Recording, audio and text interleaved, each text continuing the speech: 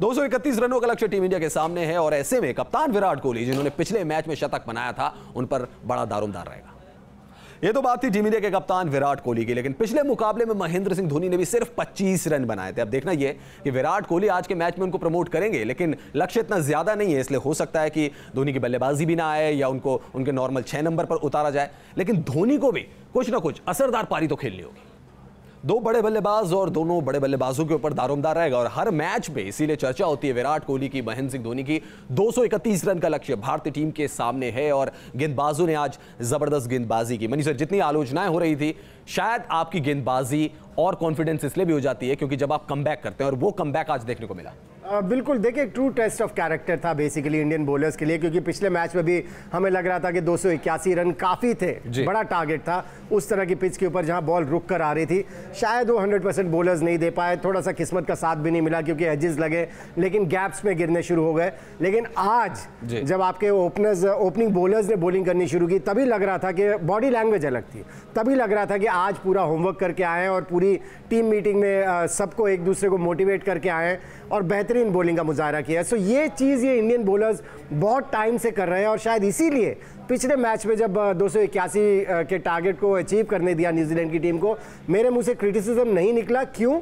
क्योंकि ये वही बॉलर्स हैं जो एक यूनिट बन चुका है और जो कि आज फिर दिखा। Good toss to lose. मनी सर, पिछले मैच में शायद केन विलियमसन ने ये बोला होगा, इस मैच में विराट कोहली ये इस बात को बोलेंगे क्योंकि टॉस न्यूजीलैंड ने जीता, पहले बल्लेबाजी करने का फैसला किया और हमने देखा कि अर्ली ऑन जो हमारे जसप्रीत बुमराह थे, भुवनेश्वर कुमार थे, उन्होंने ब्रेक थ्रू दिलवाया और जैसा भारत के साथ हुआ था कि ट्रेंट बोल्ट ने बैकफुट पर डाल दिया था, भारत के पेसर्स ने भी 15-20 ओवर में बैकफुट पर डाल दिया न्यूजीलैंड को। बिल्कुल फर्क पड़ता है। देखिए फ्रेशनेस जो पिच की थी उसका फायदा थोड़ा सा मिलता है और दोनों तरफ से जब नई बॉल हो रही हो, बॉल स्विंग करती है, उसका भी बॉलर्स को फायदा मिलता है। So good toss to lose वाली बात मैं नहीं कहूँगा क्योंकि विराट कोहली ने टॉस के दौरान शायद कहा था कि अगर मैं टॉस जीतता तो मैं पहले फील्डिंग करने का फैसला करता। सो दोनों केसेस में उनको पहले फील्डिंग ही करनी थी, लेकिन बहुत मज़ा आया आज भारतीय बॉलर्स को बॉलिंग करते हुए देख के और वो एक कैरेक्टर पता चलता है क्रिकेटर का, वो आज देखने को मिला। मनी सर, भरत अरुण भारत के बॉलिंग कोच वो कह रहे हैं कि अगर वनडेज की आप बात करें तो शायद भुवनेश्वर कुमार और जसप्रीत बुमराह, इस पर टीम मैनेजमेंट सेटल हो चुका है।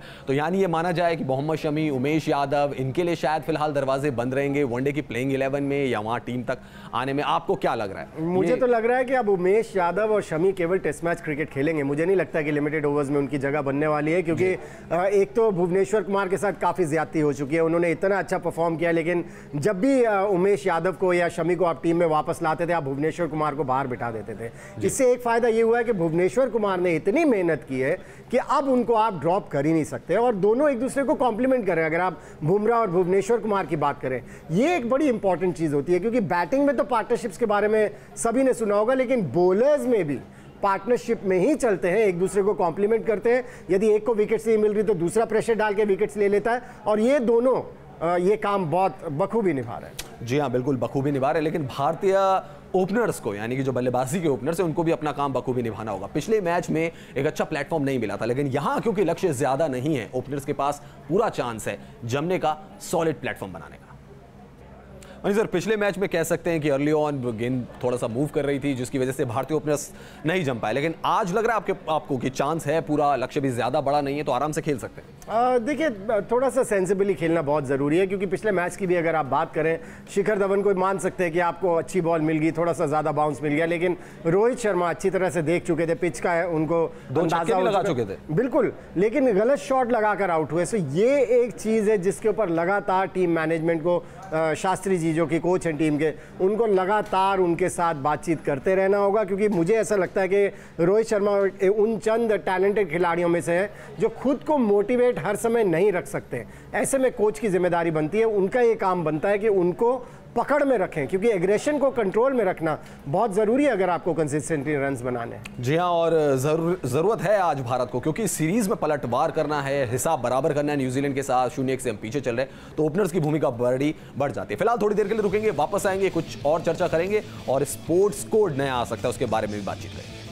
Welcome back. और टीम इंडिया के सामने 231 रन का लक्ष्य है पुणे वनडे में और टीम इंडिया सीरीज में 0-1 से पीछे है और इस लिहाज से भारत की गेंदबाजों की अगर बात की जाए तो उन्होंने जबरदस्त गेंदबाजी की है इस मुकाबले में। मनी सर, भुवनेश्वर कुमार की अगर बात की जाए, पहले भुवनेश्वर कुमार और अब वाले भुवनेश्वर कुमार, ऐसा लग रहा था कि अगर स्विंग हो गई उनके हाथ की तो शायद कुछ कर नहीं पाएंगे, लेकिन स्पीड बढ़ाई और इस दौर में कहा जा सकता है कि एक बेहतरीन गेंदबाज बनकर उभरे। नहीं, स्पीड नहीं बढ़ाई, केवल अपनी स्विंग को भी वापस लाए, क्योंकि शुरू में जब इंटरनेशनल क्रिकेट खेलना उन्होंने शुरू किया था, हमें याद है पाकिस्तान के अगेंस्ट वो पहला मैच, उसमें उन्होंने किस तरह से पहले 4 ओवर में ही 3 विकेट्स ले ली थी और अपना अराइवल उन्होंने अनाउंस कर दिया था।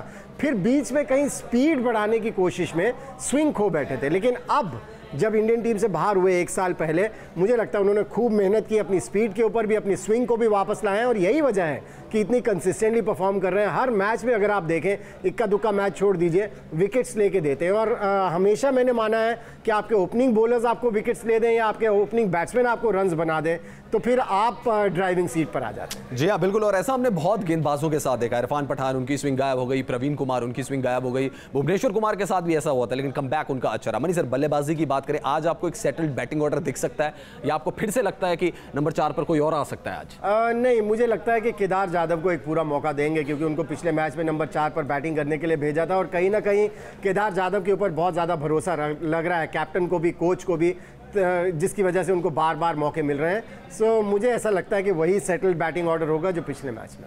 जी हाँ, चलिए अब बात करते हैं स्पोर्ट्स बिल की। स्पोर्ट्स कोड में क्या परिवर्तन हो सकता है? देश में जो खेल संघ है उनमें पारदर्शिता लाने की कोशिश की जा रही है और कुछ सिफारिशें की गई हैं जो अगर लागू हुई तो एमपीज, मिनिस्टर्स ये खेल फेडरेशंस के अध्यक्ष या सचिव नहीं बन पाएंगे। खेल संघों में अब सरकार ने नकेल कसने का मन बना लिया है। स्पोर्ट्स कमेटी की सिफारिशों को अगर मान लिया जाए तो स्पोर्ट्स फेडरेशंस में कुछ बड़े बदलाव दिख सकते हैं। कमेटी की सिफारिश के मुताबिक मंत्री, सांसद और विधायक स्पोर्ट्स फेडरेशंस का हिस्सा नहीं हो सकते। फेडरेशंस में एथलीट्स को भी शामिल किया जाए। 20% सीट पर एथलीट्स को जगह दी जाए, जबकि 40% सीट पर महिलाओं को तरजीह दी जाए। मेरा मानना है कि जिस तरह से लोधा कमेटी ने कहा है कि 3 साल से ज़्यादा टेन्योर नहीं होना चाहिए, तो अगर मिनिस्टर्स या ब्यूरोक्रेट्स वहाँ पर मौजूद हैं, उनका टेन्योर 3 साल से ज़्यादा नहीं होना चाहिए। अगर भारत में स्पोर्ट्स फेडरेशंस पर नजर डाली जाए तो इसमें राजनेताओं का वर्चस्व रहा है। अभी भी कई फेडरेशंस की कमान राजनेताओं के हाथों में ही है, लेकिन नए स्पोर्ट्स कोड के लागू होते ही कई नेताओं को फेडरेशन की कुर्सी खोनी पड़ सकती है। जिन नेताओं पर तलवार लटक रही है उनमें ऑल इंडिया फुटबॉल फेडरेशन के अध्यक्ष प्रफुल्ल पटेल राज्यसभा के सांसद हैं। बैडमिंटन एसोसिएशन के अध्यक्ष हेमंत शर्मा असम के हेल्थ मिनिस्टर हैं। रेसलिंग फेडरेशन के अध्यक्ष ब्रिजभूषण सिंह यूपी से सांसद हैं। साफ है, भारतीय खेल बदलाव के दौर से गुजर रहे हैं और ऐसे में सरकार भी चाहती है कि फेडरेशंस में बदलाव लाकर खेल के स्तर में सुधार लाया जा सके। स्पोर्ट्स फेडरेशन में बदलाव को लेकर पहले भी कई बार आवाज़ें उठती रही हैं, लेकिन कोई फैसला नहीं लिया जा सका। ऐसे में इस बार स्पोर्ट्स कमेटी की सिफारिशों को कैसे लागू किया जाता है, ये अपने आप में बहुत बड़ा सवाल है। वीडियो जर्नलिस्ट सुमित कुमार के साथ अर्पणा त्यागी, न्यूज़ नेशन, दिल्ली।